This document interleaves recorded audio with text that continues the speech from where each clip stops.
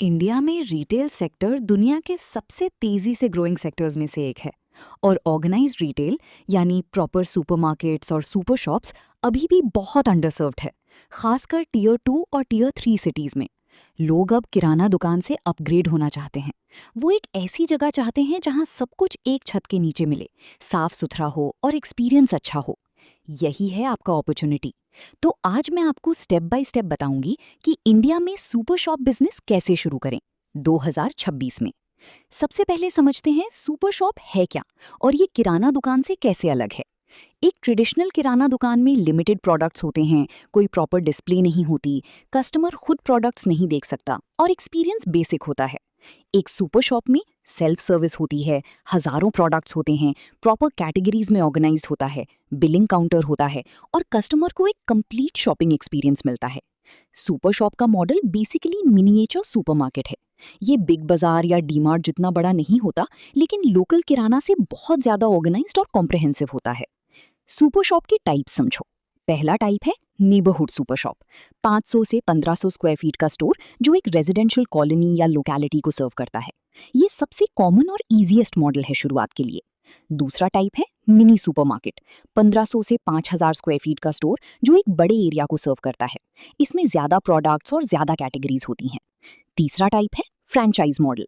Reliance smart point, Spencer's या किसी local chain की फ्रैंचाइज लेना। इसमें ब्रांड रिकॉग्निशन और सप्लाई चेन सपोर्ट मिलता है। चौथा टाइप है होलसेल कम रिटेल, जहां आप रिटेल कस्टमर्स के साथ साथ स्मॉल बिजनेसेस और रेस्टोरेंट्स को भी बल्क में सेल करते हो। स्टेप 1, मार्केट रिसर्च और प्लानिंग। किसी भी बिजनेस में सबसे पहला काम होता है रिसर्च।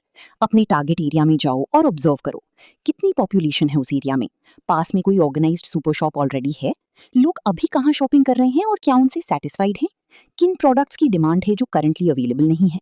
एक सिंपल तरीका है, उस एरिया के लोगों से डायरेक्टली बात करो। पूछो उन्हें क्या चाहिए, किस चीज़ की कमी है, कितना स्पेंड करते हैं मंथली ग्रोसरी पर। ये इन्फॉर्मेशन आपकी प्लानिंग में बहुत काम आएगी। इंडिया में एक average middle class family monthly 8,000 से 15,000 रुपए ग्रोसरी और हाउस होल्ड आइटम्स पर स्पेंड करती है। अगर आपकी एरिया में 500 फैमिलीज हैं और उनमें से 200 फैमिलीज आपकी रेगुलर कस्टमर बन जाए, तो मंथली रेवेन्यू कैलकुलेट करो। ये नंबर आपको बताएगा कि बिजनेस वाइबल है या नहीं। करो रेजिडेंशियल कॉलोनीज का main market area, housing societies के पास, स्कूल्स और ऑफिसेज के पास जहां वर्किंग फैमिलीज रहती हैं, और नई डेवलपिंग एरियाज जहां ऑर्गेनाइज्ड रिटेल अभी नहीं है। एक बात याद रखो, सुपर शॉप का कैचमेंट एरिया रफली 1 से 2 किलोमीटर रेडियस होता है। उस रेडियस में कितनी फैमिलीज हैं, यही आपका पोटेंशियल कस्टमर बेस है। Step 3, investment planning. Super shop में इन्वेस्टमेंट कितनी लगती है? एक स्मॉल नेबरहुड सुपर शॉप के लिए रफली ये इन्वेस्टमेंट होगी। शॉप का रेंट एडवांस और डिपॉजिट 2 से 5 लाख रुपए, डिपेंडिंग ऑन लोकेशन और size. Interior setup, shelving, racks, display units, refrigerators, freezers, billing counter, lighting, flooring, signage, air conditioning, ये सब मिलाकर 5 से 15 लाख रुपए। इनिशियल इन्वेंट्री, ये सबसे बड़ा कॉस्ट है। एक डिसेंट सुपर शॉप के लिए 10 से 25 लाख रुपए का इनिशियल स्टॉक चाहिए होता है। बिलिंग सॉफ्टवेयर और hardware, barcode scanner, billing computer, receipt printer, weighing machine, 1 से 2 लाख रुपए। सीसीटीवी कैमरास और सिक्योरिटी सिस्टम, 50,000 से 1 लाख रुपए। Working capital for first 3 months, 2 से 3 लाख रुपए। टोटल मिलाकर एक स्मॉल सुपर शॉप 20 से 30 लाख रुपए में शुरू की जा सकती है। एक मीडियम साइज स्टोर के लिए 40 से 70 लाख रुपए का बजट रियलिस्टिक है। फंडिंग के लिए पर्सनल सेविंग्स, फैमिली इन्वेस्टमेंट या मुद्रा लोन जो गवर्नमेंट द्वारा स्मॉल बिजनेसेस को दिया जाता है, ये एक्सप्लोर करो। स्टेप 4, लीगल रिक्वायरमेंट्स और लाइसेंसेस। सुपर शॉप शुरू करने के लिए इन लाइसेंसेस की जरूरत होगी। बिजनेस रजिस्ट्रेशन, सोल प्रोप्राइटरशिप या partnership, GST registration, retail business के लिए मैंडेटरी है। Shop and establishment licence, local municipal authority से। एफएसएसएआई लाइसेंस, क्योंकि आप फूड प्रोडक्ट्स बेचोगे, ये बहुत इंपॉर्टेंट है। एफएसएसएआई के बिना पैकेज्ड फूड प्रोडक्ट्स लीगली नहीं बेच सकते। Trade licence, weights and measures licence, अगर आप लूज प्रोडक्ट्स जैसे ग्रेन्स, पल्सेस आदि वेइंग करके बेचते हो। फायर सेफ्टी सर्टिफिकेट, स्पेशली अगर शॉप बड़ी है। एमएसएमई रजिस्ट्रेशन, फ्री है और बहुत बेनिफिट्स मिलते हैं। इन सब लाइसेंसेस को ऑब्टेन करने में 1 से 2 महीने लग सकते हैं। स्टेप 5, स्टोर डिजाइन और लेआउट। ये एक ऐसा एरिया है जहां ज्यादातर नए सुपर शॉप ओनर्स ध्यान नहीं देते और यही उनकी सबसे बड़ी मिस्टेक होती है। स्टोर का लेआउट कस्टमर एक्सपीरियंस को डायरेक्टली अफेक्ट करता है। एक प्रूवन लेआउट स्ट्रैटेजी ये है, डेली यूज आइटम्स जैसे मिल्क, ब्रेड, एग्स को स्टोर के सबसे अंदर रखो। इससे कस्टमर पूरे स्टोर से गुजरेगा और रास्ते में और आइटम्स देखेगा और खरीदेगा। इंपल्स परचेज आइटम्स जैसे चॉकलेट्स, चिप्स, कोल्ड ड्रिंक्स को बिलिंग काउंटर के पास रखो। कस्टमर चेकआउट करते समय इन्हें देखेगा और ऐड करेगा। चिल्ड्रन के प्रोडक्ट्स को उनकी आई लेवल पर रखो। प्रीमियम और हाई मार्जिन प्रोडक्ट्स को आई लेवल शेल्फ्स पर रखो। स्टोर में वाइड आइल्स रखो ताकि कस्टमर्स आराम से घूम सकें। क्लटर्ड और कंजेस्टेड स्टोर में कस्टमर्स जल्दी निकल जाते हैं। प्रॉपर लाइटिंग बहुत इंपॉर्टेंट है। ब्राइट और वार्म लाइटिंग से प्रोडक्ट्स अट्रैक्टिव लगते हैं। फ्रेश फ्रूट्स और वेजिटेबल सेक्शन को एंट्रेंस के पास रखो। ये स्टोर को फ्रेश और वाइब्रेंट फील देता है और कस्टमर्स को अंदर अट्रैक्ट करता है। स्टेप 6, प्रोडक्ट कैटेगरीज और सोर्सिंग। एक कॉम्प्रहेंसिव सुपर शॉप में ये कैटेगरीज होनी चाहिए। स्टेपल्स और groceries, rice, wheat, pulses, oil, sugar, salt, ये हर घर में डेली चाहिए। Packaged food, biscuits, snacks, noodles, sauces, jams, breakfast cereals. Personal care, shampoo, soap, toothpaste, skin care products. Household cleaning, detergent, dish wash, floor cleaner, toilet cleaner. Dairy products, milk, curd, paneer, butter, cheese, इनके लिए proper refrigeration चाहिए। Frozen foods, vegetables, snacks, ice cream. Fresh fruits और vegetables, ये category footfall बढ़ाती है। Beverages, cold drinks, juices, water bottles. Baby care products, stationery और small household items. Sourcing कहाँ से करें? 3 मेन ऑप्शंस हैं। पहला, होलसेल मार्केट्स। हर सिटी में होलसेल मार्केट्स होते हैं जहां से बल्क में प्रोडक्ट्स लेकर अच्छा मार्जिन मिलता है। दूसरा, डिस्ट्रीब्यूटर्स।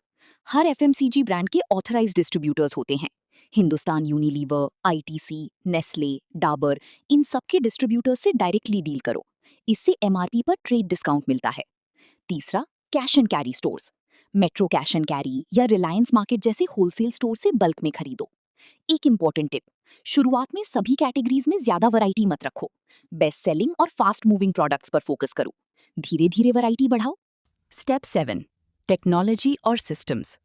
2026 में सुपर शॉप बिना प्रॉपर टेक्नोलॉजी के नहीं चल सकती। बिलिंग सॉफ्टवेयर, ये सबसे जरूरी है। एक अच्छा पीओएस यानी point of sale software use करो जो इन्वेंट्री ऑटोमेटिकली ट्रैक करे, एक्सपायरी अलर्ट्स दे और सेल्स रिपोर्ट्स जनरेट करे। मार्ग, ईआरपी, बिजी या रिटेलियो जैसे सॉफ्टवेयर एक्सप्लोर करो। बारकोड सिस्टम, हर प्रोडक्ट पर बारकोड स्कैनिंग से बिलिंग फास्ट होती है और एरर्स कम होते हैं। इन्वेंट्री मैनेजमेंट, डेली बेसिस पर ट्रैक करो कि कौन सा प्रोडक्ट फास्ट मूविंग है, कौन सा स्लो और कब रीऑर्डर करना है।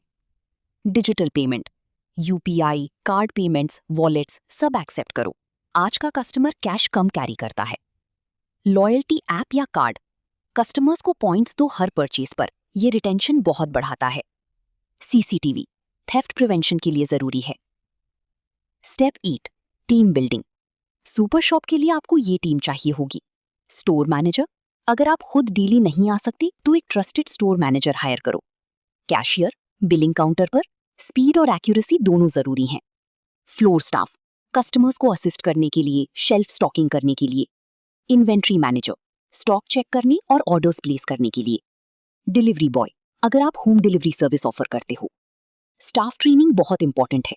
उन्हें सिखाओ कस्टमर से कैसे बात करें, प्रोडक्ट्स के बारे में नॉलेज और स्टोर को क्लीन और ऑर्गेनाइज्ड कैसे रखें। Step 9, pricing strategy. Super shop में प्राइसिंग बहुत केयरफुली करनी होती है। लॉस लीडर स्ट्रैटेजी, कुछ डेली यूज प्रोडक्ट्स जैसी मिल्क, ब्रेड को एमआरपी पर या थोड़ी डिस्काउंट पर बेचो। इससे कस्टमर्स आते हैं और बाकी सब खरीदते हैं, जिस पर आपका मार्जिन अच्छा होता है। एफएमसीजी प्रोडक्ट्स पर मार्जिन जनरली 8 से 20% होता है, डिपेंडिंग ऑन ब्रांड और कैटेगरी। प्राइवेट लेबल यानी अपने ब्रांड के प्रोडक्ट्स रखो। Loose grains, pulses, dry fruits को अपनी ब्रांड के पैकेट्स में बेचो। इस पर मार्जिन बहुत ज्यादा होता है। वीकेंड ऑफर्स और मंथली स्पेशल्स, इससे फुटफॉल बढ़ता है। कॉम्बो ऑफर्स, रिलेटेड प्रोडक्ट्स को बंडल करो और डिस्काउंट दो। स्टेप 10, मार्केटिंग और customer retention. Super shop marketing में ये टैक्टिक्स बहुत इफेक्टिव हैं। ओपनिंग में ग्रैंड लॉन्च करो, discounts, free samples, lucky draws, पहला इंप्रेशन बहुत इंपॉर्टेंट है। व्हाट्सएप ग्रुप्स बनाओ, अपने कस्टमर्स की व्हाट्सएप ग्रुप्स बनाओ और वीकली ऑफर्स शेयर करो। ये बहुत पावरफुल और फ्री मार्केटिंग है। गूगल बिजनेस प्रोफाइल बनाओ, near by grocery store searches में दिखो। लॉयल्टी प्रोग्राम, हर 100 रुपीज परचेज पर 1 पॉइंट, 100 पॉइंट्स पर 50 रुपीज डिस्काउंट। ये कस्टमर्स को वापस लाता है। होम डिलीवरी सर्विस, ये 2026 में एक बहुत इंपॉर्टेंट डिफरेंशिएटर है। अपने 2 किलोमीटर रेडियस में फ्री डिलीवरी ऑफर करो। इसके लिए डंजो, स्विगी, इंस्टामार्ट या जेप्टो पर भी लिस्टेड हो सकते हो। Festival offers, Diwali, Holi, Eid, Christmas, हर फेस्टिवल पर स्पेशल ऑफर्स। इंडिया में फेस्टिवल शॉपिंग बहुत इंपॉर्टेंट है। रेफरल प्रोग्राम, एग्जिस्टिंग कस्टमर्स को डिस्काउंट दो नए कस्टमर्स रेफर करने पर।